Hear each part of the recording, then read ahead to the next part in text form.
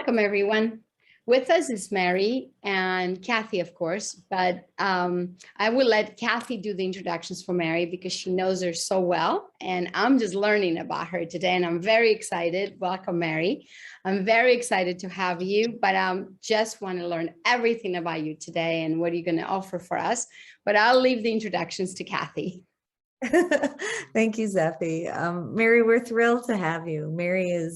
Mary Lawrence Bevington. We have known each other for a very long time, and Mary has a wonderfully interesting background. She has been on many journeys, and I think they include the arts and nature and yoga and meditation, and she's found so many interesting ways to combine all of that today. And she's also a psychic and has studied all kinds of different psychic pathways. And so her wonderful thing that she's going to be talking to us today is called Into the Mystic. And I feel like it's a perfect title for anything that Mary would do, because she is so deeply connected on that body, mind, and spirit in the true sense of all three of those things converging together.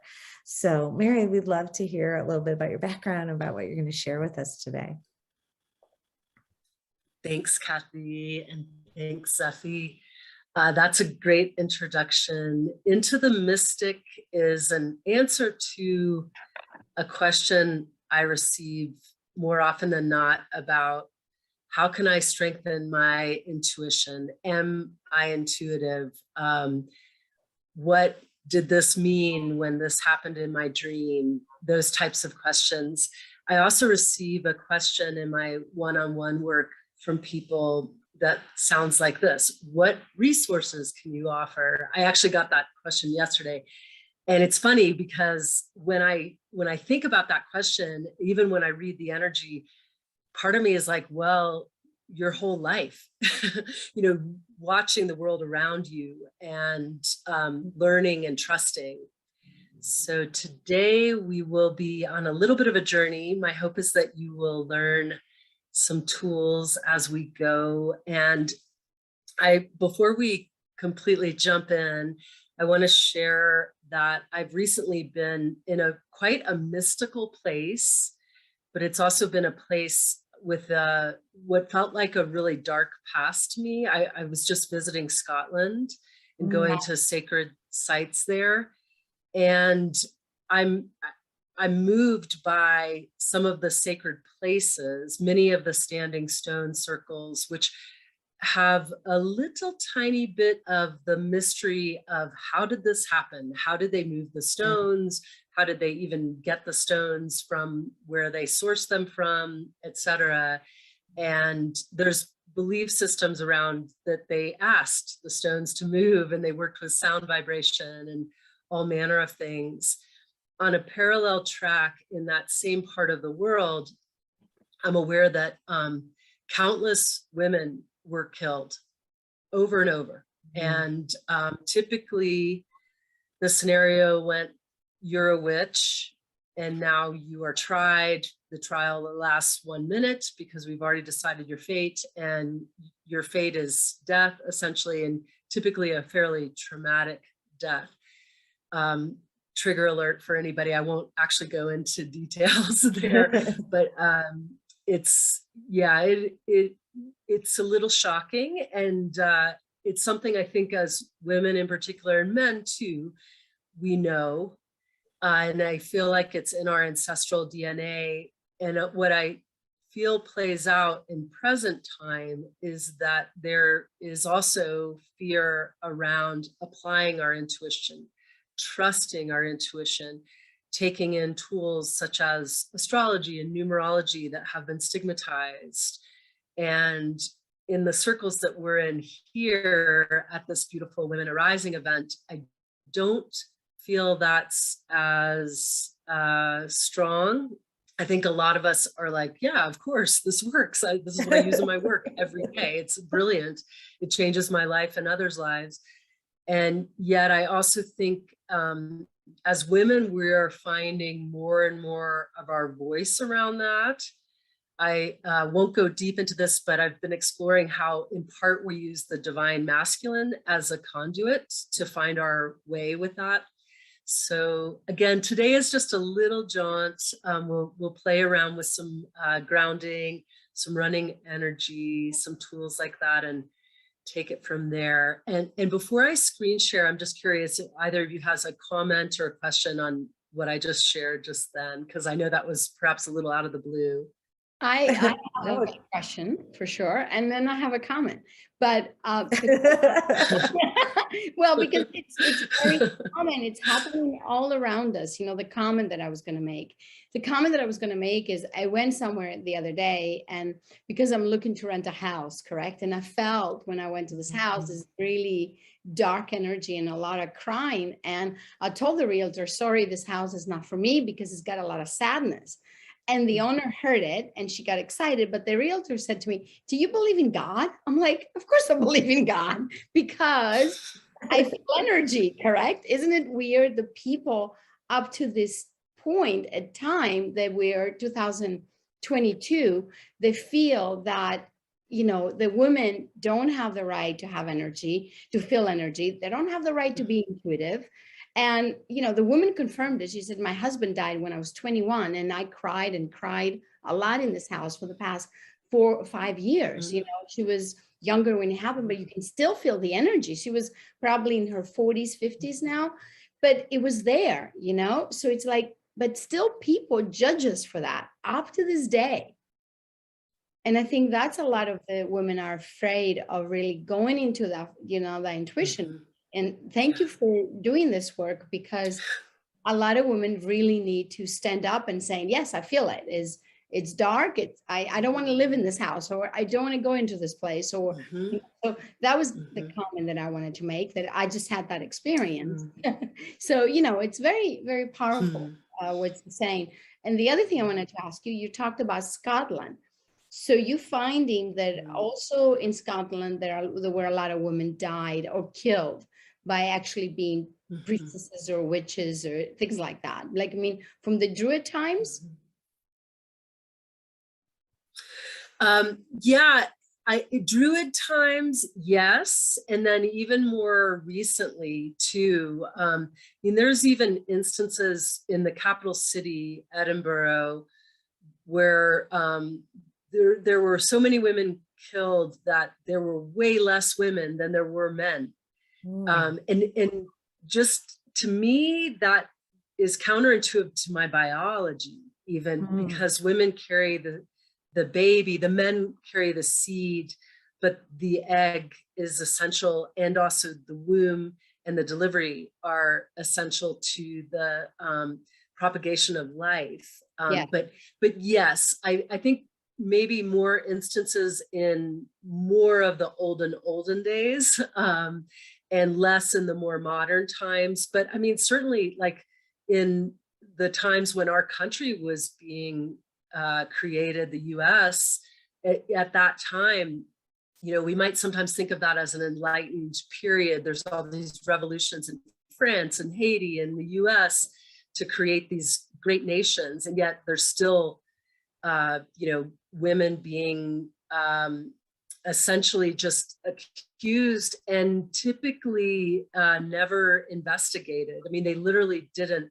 have a voice. So Spanish Inquisition too, a big time. I read a lot of past lives in my work, and often, as you're probably both aware, when we can burn through the karma of a past life, it just opens up doors. Yes. And with many people I work with, men included, I notice like these past life energies around the Spanish Inquisition. It's like, wow, that big event really affected a lot of people. And yeah, of course, like in the US, Salem witch trials and on. And of course, there's many crazy things on our planet that we could mention here beyond that. But I've really been struck by it. And it's more of an embodied feeling. I think in the past for me, it's been more cognitive, in part because I sat by a place where it happened when I was in Scotland. So given I turn my sensitivities on or off depending on where I am. And so I kind of had my sensitivities off when I was there, maybe like you did when you were in that house, like, whoa, this is too much. But to feel it on that visceral level and to even imagine a level of powerlessness, perhaps a level of enlightenment too, in a moment when, you know, death was imminent, you know, where it's like, well, I can do anything now. I'm not afraid of death anymore. Yeah.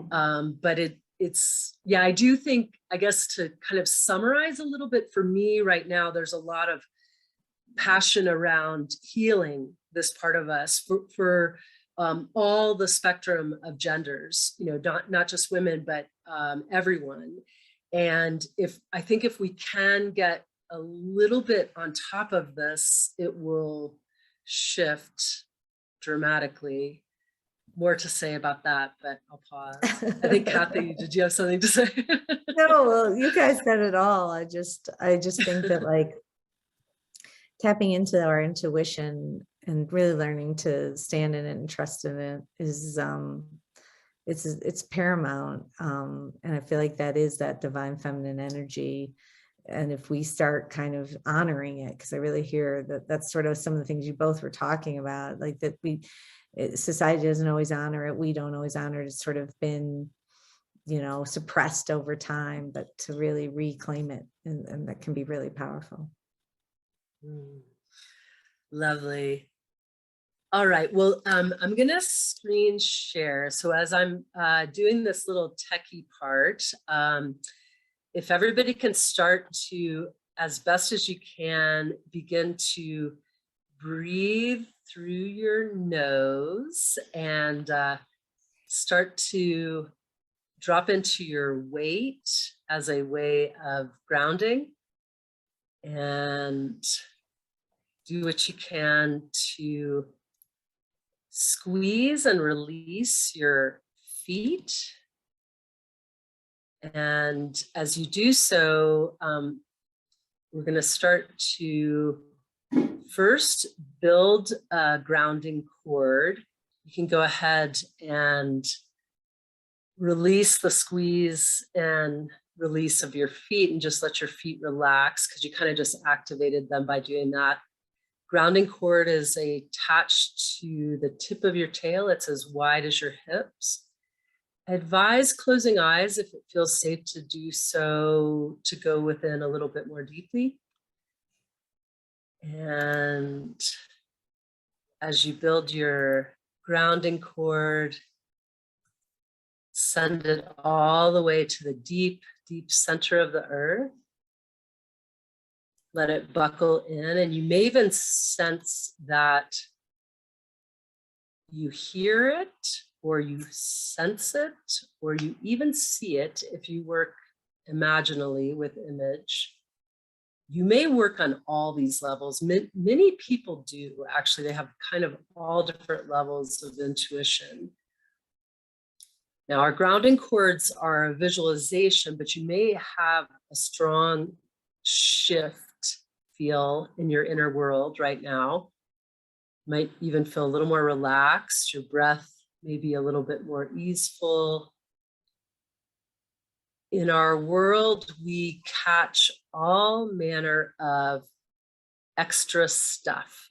Other people's words, headlines from the news, murmurs and babbles of the world. Some of it's glorious. Some of it's not. Some of it actually truly starts to invade us in our energy centers, the energy that emits from us, our aura. I like to call it our aura bubble because it has a little bit of an egg shape all around us. And what's beautiful about the grounding cord is if you feel like the influence of the world has been strong on you, as it seems to be in the time that we live in, with a big exhale, you can intend to drop away anything that's not yours. Let it just drop deep into your grounding cord. Allow it to drop into Mother Earth's arms. She will transmute it as she so famously does. Breathe. And let's go ahead and just assume that intention and that release of other people's energy essentially helped. Some of you may already feel like you're really in charge of your own space already. Some of you may feel like that was refined with that action. When you ground, it's a really wonderful benefit of the grounding cord. And we'll start to run our energy. So go ahead again and squeeze and release your feet just to activate them. Be kind of gentle. There's some incredible acupressure points on the soles of our feet. One of my favorite is at the center of the ball of your feet, balls of your feet. In Tai Chi and in forms of traditional Chinese medicine, it's sometimes called the bubbling spring or the gushing spring, the first kidney point. And you can draw the earth energy up through that point. You may sense it going through other parts of the soles of your feet. This is just this lovely earth energy that comes up into you. It fountains up, up, up, all the way to your sacrum and right to where the home of your sacral chakra is, that spot roughly right in front of the sacrum bone. And then allow it just to drop down your grounding cord again. And we'll bring in another energy to play with this earth energy. What we've just done with this visualization is akin to turning on a faucet. So we've started the flow of earth energy coming up and into us. And now you really don't have to do anything. It's just effortless. It will just keep rising and then falling. There's an abundance of this energy. It's just going to keep running. And you could run your energy this whole time. And on this creation, we also have cosmic energy to meet the earth energies. So imagine that the crown chakra, just a little bit above your actual head, opens up and some of the sky or heavenly energy begins to fall into your body. And it finds its way intelligently through the channels of your body. It goes all the way to where your earth energy is running, and it meets it right at that sacral chakra point. And it creates this beautiful mixture. The ratio is roughly 90% cosmic, 10% earth. Sometimes it's 80 to 20, depending a little bit on the day and your intention even. So this mixture keeps going. Now about 90% of the earth energy drops back down your grounding cord. And then meanwhile, this mixture and 10% of the cosmic also drops down your grounding cord as a little gift to Mother Earth. And then this elixir, this mixture of the two, 90% cosmic, 10% earth, fountains up, up, up, again, intelligently finding just the right channels. And it springs out your head and it fountains through the 7 primary layers of your aura bubble. And yes, you guessed it or already knew it. Each layer of your aura bubble correlates with each of your chakras. And the first one, correlating with your root chakra, is very close to your body. And it sort of works out from there to second, to third, to fourth, to fifth, to sixth, to seventh. And everybody breathe. So again, you just turned on the faucet now for cosmic energy and also this mixture of the two. So you're grounded, you're running your energy right now, and it's effortless. You don't actually have to think about it, at least for a spell. Everybody go ahead and let your low belly get a little bit softer. And yes, we closed eyes to go within. At this point, you're welcome to open eyes, but it's up to you. If it's feeling better to have eyes closed, go for it. If possible, I do recommend continuing in a seated place where the natural curves of your spine are intact. If for any reason you need to change positions, or if your eyes need to even just take a rest from looking at the screen, you're welcome to lie down or find another posture of meditation. And we will enter into the mystic. I've got a very brief PowerPoint slideshow just to really provoke some images and a few reminders of what we're doing as we go. Hopefully this will assist with imprinting what we're learning today too. And we are in an inner workshop today, and I'm Mary L. Bevington. I have about 40,000 names, so let's go with that one right now. And I've got the quote here, which is one of my favorites: "Beyond mountains, there are mountains," which is a Haitian proverb. One of my favorite concepts, and really it's been thematic with my experience with my own intuition when I started to work with the concept of certainty and coaxing and coaching myself to believe that when I closed my eyes and saw something, that I was really seeing something, or when I was having a flash of knowingness and perhaps a gut instinct, I could trust it, or maybe I heard something, or the temperature of my body shifted.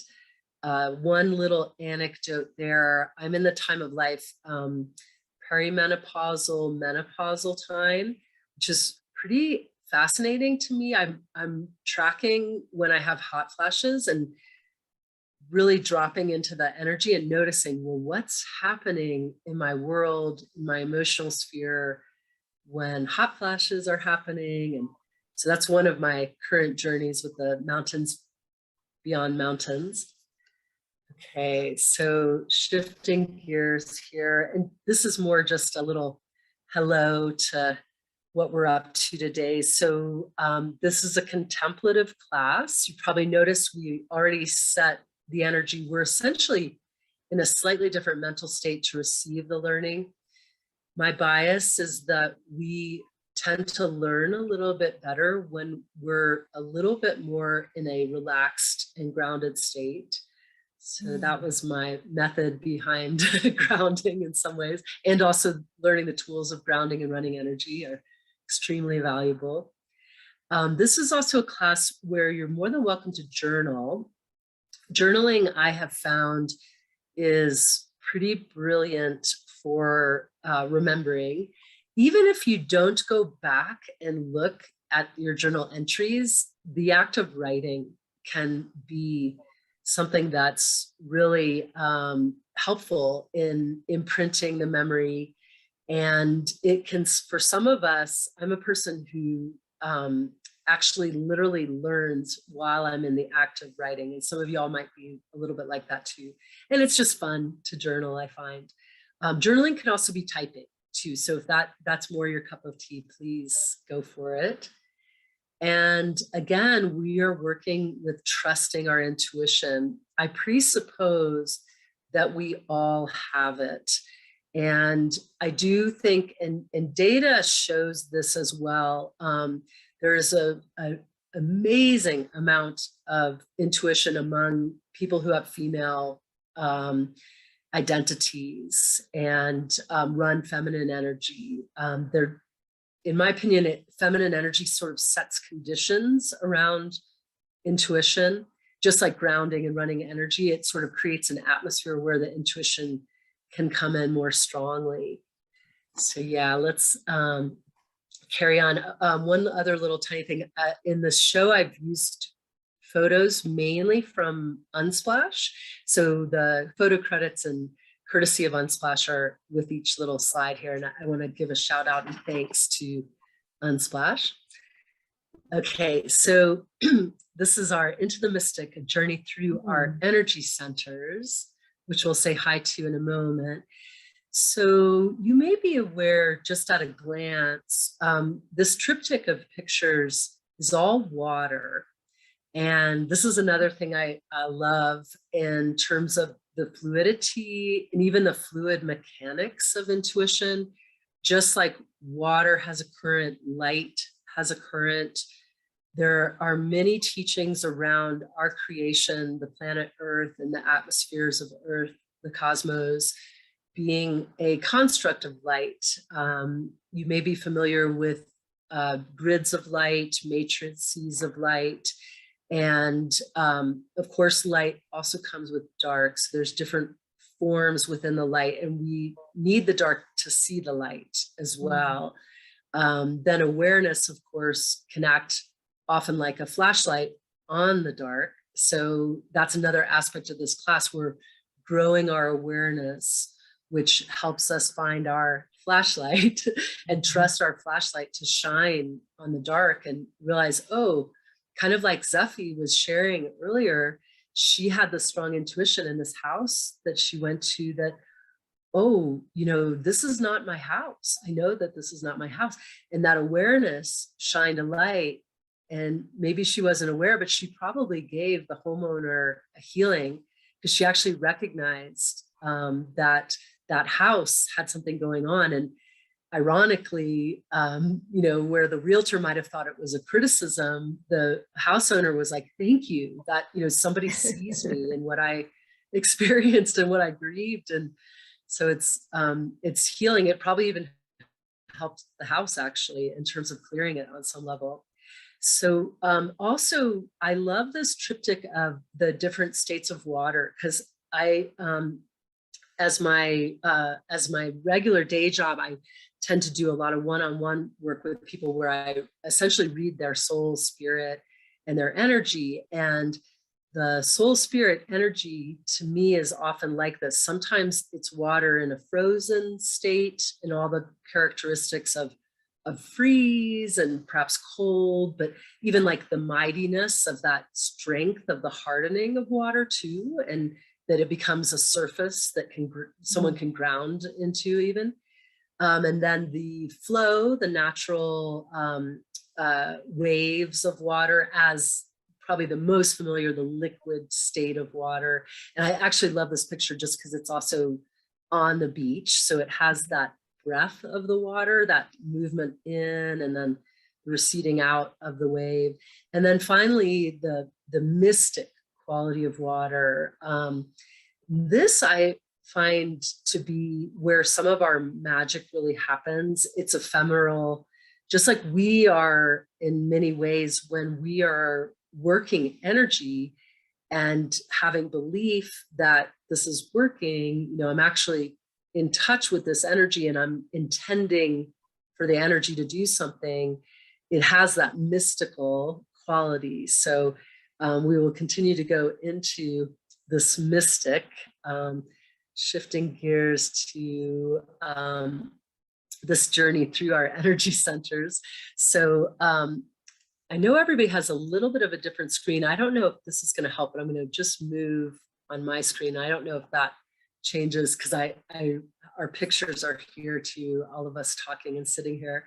And just in case it's blocked for you, there's just a woman by a meandering stream in a valley. I love this photograph actually, in part because it feels and transmits the feminine divinity so strongly to me, the feminine power. We have the valley where growth happens. It's, you know, the womb of the earth are the valleys of the earth in so many ways, the water as well, you know, the fluid of life.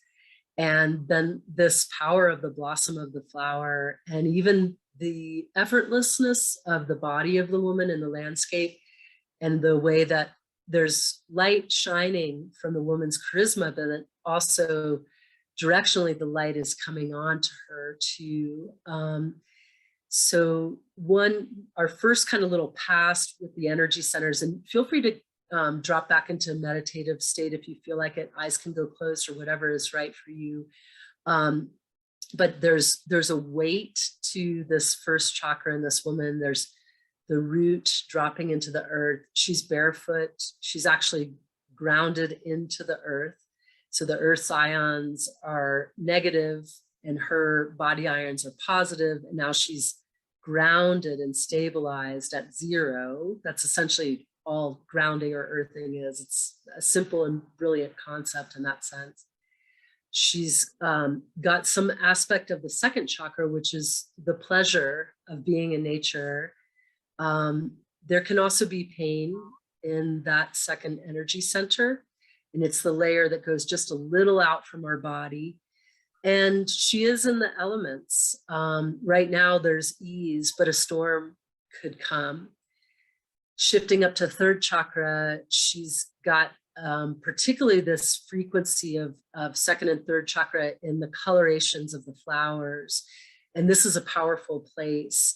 I find the image powerful. She is not lonely and yet alone. Clearly she has some inner connection that's giving her power. Her heart is bent over, and yet it's actually still open posturally. She's got something spread wide and expansive and intelligent in her heart. There's an expression even from her arm coming from her heart, meridian line wise, and reaching out to the beauty of the flowers. Expressively, she's kind of allowing her form to be art in the fifth chakra area. So we're sort of now further out in the aura to fifth layer. And then we're all working with 6, or the third eye center here. And I just get this more energetically, but I have a sense of her third eye in some ways seeing these flowers, and kind of reaching from that third eye place. A pretty brilliant aspect of our endocrine system, the glands that correlate with our third eye, as well as our crown chakra. And not a lot of light actually gets into those glands, but pineal gland in particular, which correlates with these upper chakras, has the ability to work with light, even though it's kind of dark in our head. Like, how magical is that when we contemplate it? And again, finally, there's this crown chakra. Now, it's a little bit faint, and it's actually coming from a tree, but energetically, I find there's almost like a halo energy, which is very much the crown chakra. We've seen it all throughout lots of religious iconography and beautiful, more kind of, I'd say, new age images that are out there, but that halo is really real. In many ways, it's one of the ways we've repetitively created the aura. Last thing I'll say here is that it also is reflective of the sun itself, which again, in a construct of light on a creation that revolves around a beautiful and present time active star, our sun, we are so much that sun. There's a line in a movie about how every atom in our body was forged in the sun. And that's so much how we are, the way the elements and our own bodies correlate in that sense. Okay, moving forward just a little bit. So yeah, what I would like to do now is kind of shift gears a little bit and just invite you.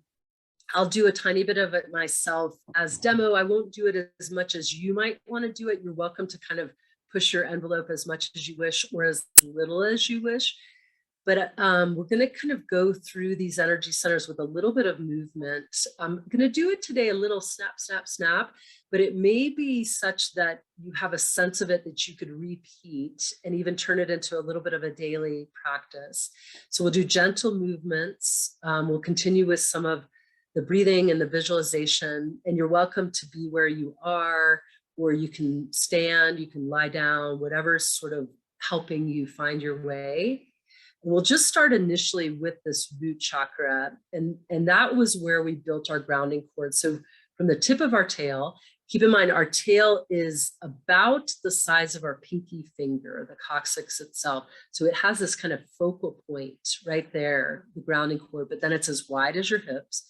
So what I do sometimes is I almost like bear down to find that. If I want to find it in my physical body to enhance the energetic experience. I also might shift my energy side to side.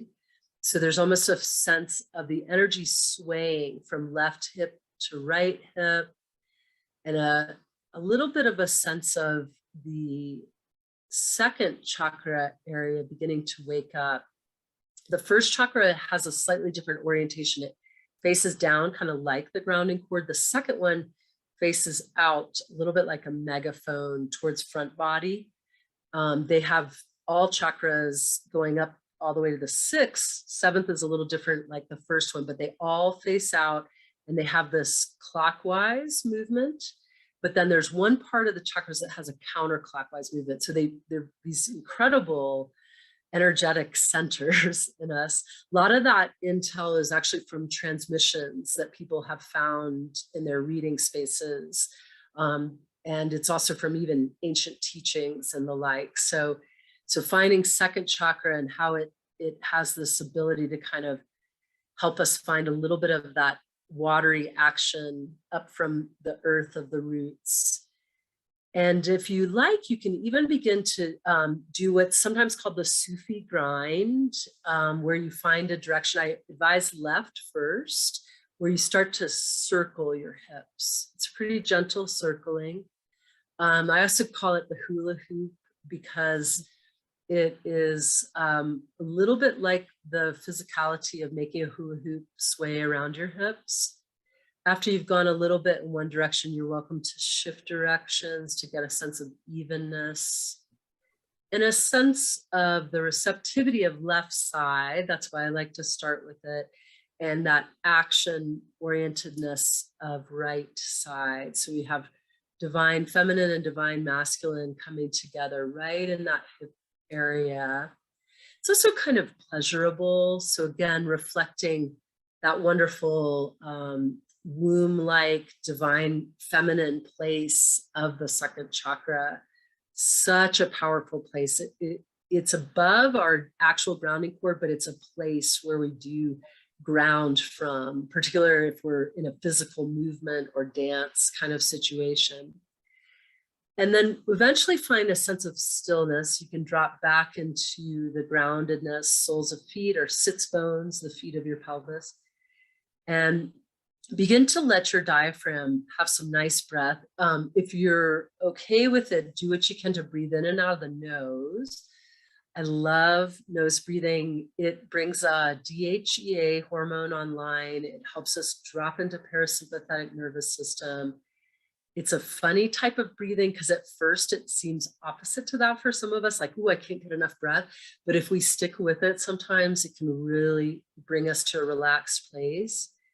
And sensing the circumferential energy of our diaphragm, and even how the diaphragm also reflects with pelvic floor at the base of our torso, and having a sense of the activity of the intelligence of our gut instinct in this area. So we have solar plexus, this community of nerves that's powerful. We have the pancreas and the secretions of insulin as part of our neuroendocrine system. It's really very much a body center. I believe in some ways that's partly why it's been such a powerful chakra and literally a power chakra. The second chakra really is where it's thought that the clear sentience comes from, so clear feeling. The clairsentience is when the temperatures change, you feel the tingles, you just kind of feel something shift in your body. Whereas gut instinct, very famous part of our intuition toolkit, is that solar plexus. Like literally my gut biome, the way I'm digesting this situation is telling me something, good, bad, or indifferent. I know something's happening here. And then if we begin now, and you're welcome to use your arms here. We're going to start to shift gears up a little more to the cardiac plexus, this amazing heart that we have. And because the hands correlate so divinely to the heart, you're welcome to just randomly work with your hands. I'll suggest a couple ideas. You might reach out into the world. Depending on your mood, it might feel better to actually connect with the heart itself. You might lift up to the heavens if that's feeling good. Again, just go with what feels good. As you may be aware, our heart is about the size of our fist, and it's right primarily behind the breastbone or sternum bone, airs a little bit to the left, and has tremendous neural activity. So just like our gut biome, it's sending actually messages up to the heart has very much a brain mechanic to it. Much to say about the heart. I know there's a whole nother workshop on the heart, so I'm going to keep it simple there because there's so much to feel and do there. But, and then even from the heart, we actually send the messages up to the brain. Funny enough, the brain gets all the credit, but it's actually the last to know. It goes gut biome, heart, up to the brain. So third chakra, fourth chakra, and then on up to eventually the sixth chakra, arguably the seventh as well. So then throat, as you're likely aware, this kind of like the flower of the throat, hyoid bone, which is often more in a male biological body, is a Adam's apple, but some people call it the third eye of the throat. Clairaudience happens here. So we can hear from this chakra. Some people have that very strongly. There's a clair that has to do with scent as well. It's not a very famous clarity, but it's very cool. So again, that nose breathing may give you a sense of that core ability to have a scent clarity. And for the movement here, we'll just do a little bit of a power position. So you can do kind of that, it gets called like the C-suite power move, but it's like hands behind your head. And you can kind of even sense a little bit into the head. It's very nice to give yourself some healing touch to the head. It can, especially intentionally, speak to the lymph of the brain, and it can help you ground to give these compressions. And then we'll shift gears as we do this, since we're so close to sixth chakra. So often called center of head, often associated with, there's three major glands in the center of our head. Pituitary and pineal get a lot of the attention, but there's also the mammary bodies. Mammary bodies, because they actually look like teeny little breasts and little teeny ones right in between pituitary and pineal. So again, as you're working here, you could just explore, give yourself a little bit of this kind of nice healing touch. You might get a sense of this wonderful layer that's between the cranium and the brain called the dura mater, Latin for hard mother.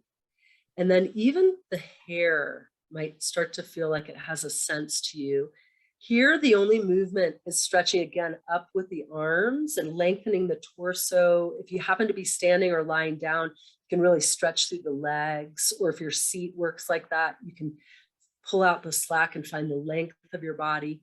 Now, crown is associated with the seventh layer of our aura. And just for fun, I'm going to kind of start to bring us home with our workshop now. We're going to do a little bit of rubbing of hands. We're going to bring this all together.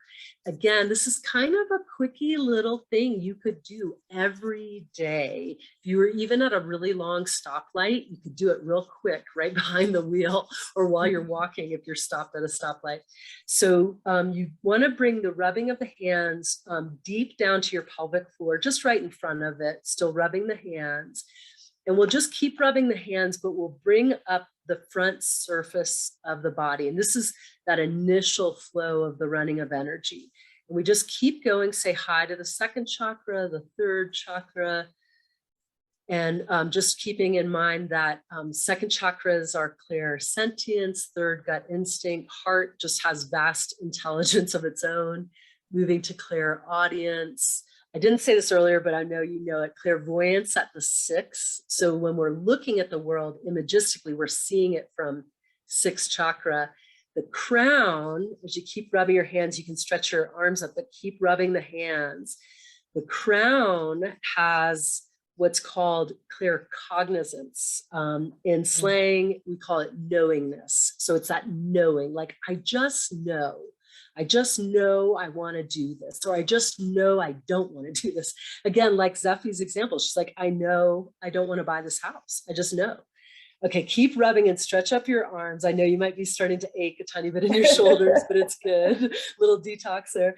And then when you're ready, turn your palms out and just sweep down your aura layers and feel your fields of light. Breathe.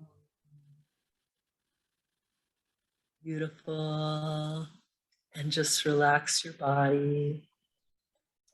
Let your eyes rest. Yeah, so moving towards the end of these slides. So we're still into the mystic. As we're ending, we're beginning. This is the cycle of life. So yeah, just to review, you've learned some of the intuitive arts. You've learned how to ground with your grounding cord. You've learned how to run your earth and your cosmic energy.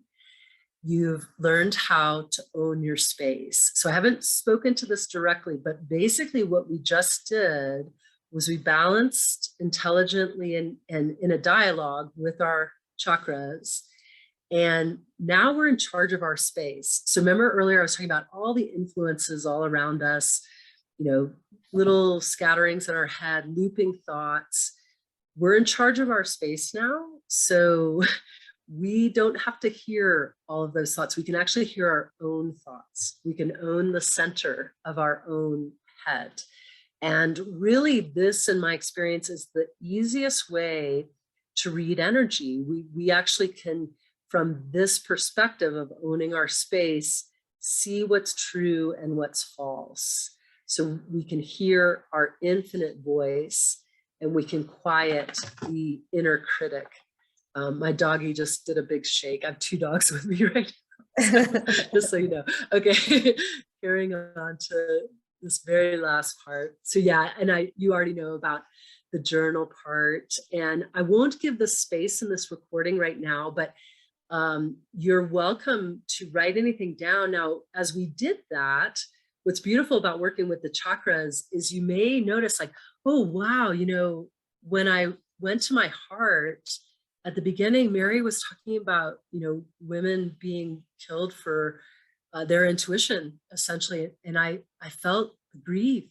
I felt the tears of those days when that happened. And maybe even today when that happened on some level, in some place on the globe, or I had an insight of how that heals.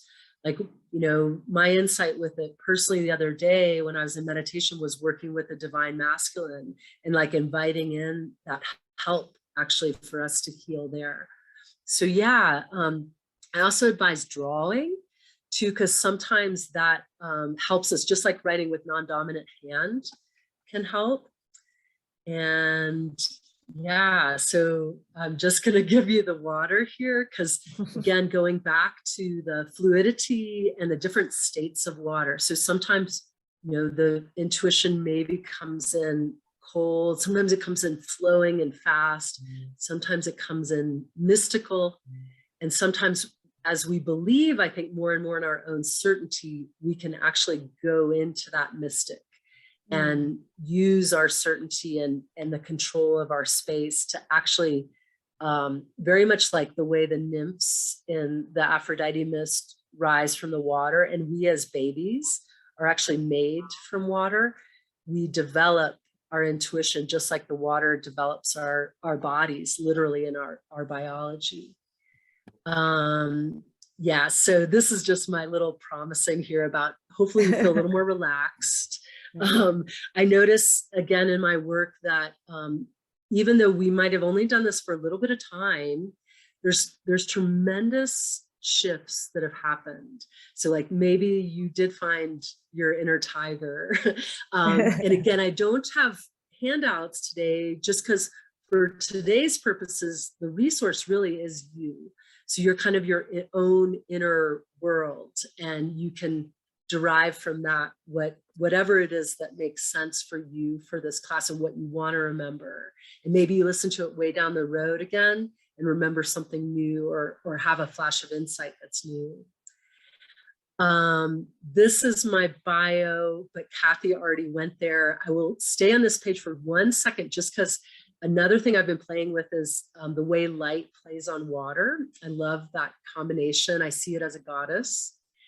And then here's my little plug for everybody. So if any of y'all want to come, and you're welcome to take a picture too of this, this page for the Eventbrite link. This will also be on the like website so they can see it. Oh, too. sweet. All right. Terrific. Yeah. So you get a 10% discount, and we're still in the early bird window till June 30th. It's a retreat, basically. So 3 days, beginning and end are kind of partial days, but beautiful location, amazing experience. We're working with, again, this creative spirit that we all have. And yeah, I think I will stop screen sharing if I can figure out how to do that. And let's see. Okay, hold on here. Let's see what happens if okay. Well, while you're doing that, here I found it. I found there it. we go. I would just say this was really refreshing, and I liked how you tied it into nature and the elements, and how we know so much about ourselves through all these power centers, these chakras, these chakra energetic places in ourselves, and that there's information in each of those, and then how they connect, and what that journey, what that process is, and then how nature is also really strongly a part of that. So I thought that was really beautifully told to us today, and got me sort of thinking about that in new and different ways. So that was really lovely. Beautiful. Thank you. Thank you both for this opportunity. Sorry, Zephy, it was terrific. Yeah, it was thank you. Really beautiful. Yeah, we're part of nature, so we can continue being part of nature as long as we get that. We're part of it. Well, and I like just that little tip, to do that. Like, it's a nice grounding and balancing tool that is easy but very profound. And I think so often, we think, oh, we've got to find all this time and space to really ground ourselves and put us in connection with our inner knowing. And this is this lovely, sort of fairly quick tool that can maybe help us shift quickly when we're kind of off in the tumult of life, as they like to say. Yeah. Yeah, it's good to do it at the beginning. And I also find at the end too, to kind of do a quickie. Sometimes I'll do it at the end of sessions just to disconnect the energy with the person I'm working with. So we all sort of hold on to our own karma, and we can part ways really neutral and cleared in a sense from each other. As much as we might love each other, it's good for us again to kind of have our own thoughts and be senior in our own space.